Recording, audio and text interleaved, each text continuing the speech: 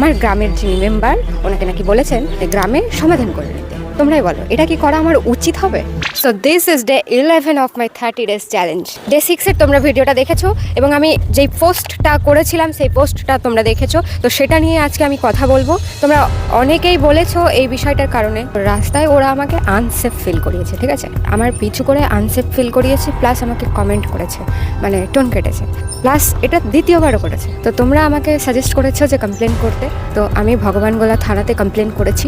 আমাকে পুলিশ অত্যন্ত সহযোগিতা করেছে এখনো পর্যন্ত, আর আশা করছি এর সমাধান না হওয়া পর্যন্ত আমি এভাবে সহযোগিতা পাবো পুলিশের থেকে। ভিডিওর পরেও যেটা হচ্ছে যে কমেন্ট, একজন যে কমেন্টটা করেছিল মানে হুমকি দিয়েছিল, এই ঘটনাটা আমি পুলিশের থেকে জানতে পারি এবং বাড়ির থেকে আবার আমার বাড়িতেও চলে আসে, যেটা ওদের একদমই উচিত হয়নি আমার বাড়িতে আসা।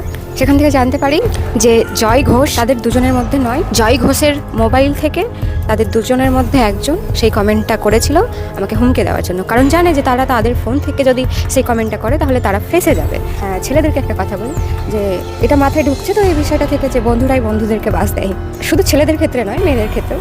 আর যারা মেন ক্যারেক্টার এখানে মেন চরিত্র মানে যেই দুজন বাইকে ছিল, মানে পুলিশ তদন্ত করছে সেটা পুলিশে দেখে নেবে অবশ্যই, কিন্তু আরেকটা বিষয় হচ্ছে যে তার ফ্যামিলির লোক চাইছে আমরা গ্রামে, আমার গ্রামের যিনি মেম্বার ওনাকে নাকি বলেছেন গ্রামে সমাধান করে নিতে। তোমরাই বলো এটা কি করা আমার উচিত হবে?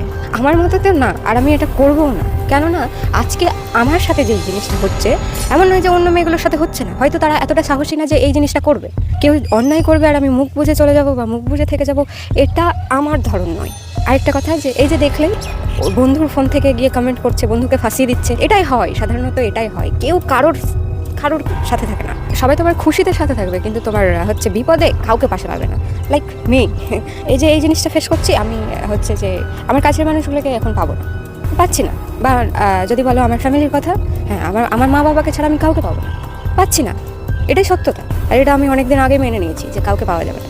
কেউ কারোর বিপদে আসে না ভাই, বিপদে আসবে না ঠিকই, তবে বিপদে তোমার মজা নিতেও কিন্তু ছাড়বে না লোকে। কিছু মানুষ কারোর বিপদে পাশে এসে দাঁড়ায় না, বরং তাদের বিপদের কিছু একটা বিষয় দেখলে ছুটে কোথা থেকে চলে আসবে, ব্যাস ডাটা ট্রান্সফার যেটা বলছে, উইদাউট ইন্টারনেট ডাটা ট্রান্সফার হয়। প্রতিটা মেয়েকে আমি একটা কথা বলতে চাই যে তোমরা নিজেদের সুরক্ষা নিজেই করতে শেখো। নিজেদের সুরক্ষা সবসময় নিজেকেই করতে হবে, তোমাকে অন্য কেউ তোমার সুরক্ষা করে দেবে না, আর তার জন্য তোমাকে সাহসী হতে হবে। আর এই কারণেই বলি আমি যে ক্যারাটে শেখাটা মেয়েদের জন্য কতটা গুরুত্বপূর্ণ। শুধুমাত্র ক্যারাটে তোমাকে সেলফ ডিফেন্স শেখায় না, তোমাকে আত্মরক্ষার কলা কৌশল শেখায় না, তোমাকে মানসিকভাবেও শক্তিশালী করে তোলে। সো দেখা হচ্ছে নেক্সট ভিডিওতে, আর সমাধান হলে কী হচ্ছে না হচ্ছে সেটা তোমাদের সাথে শেয়ার করবো অবশ্যই। So tata.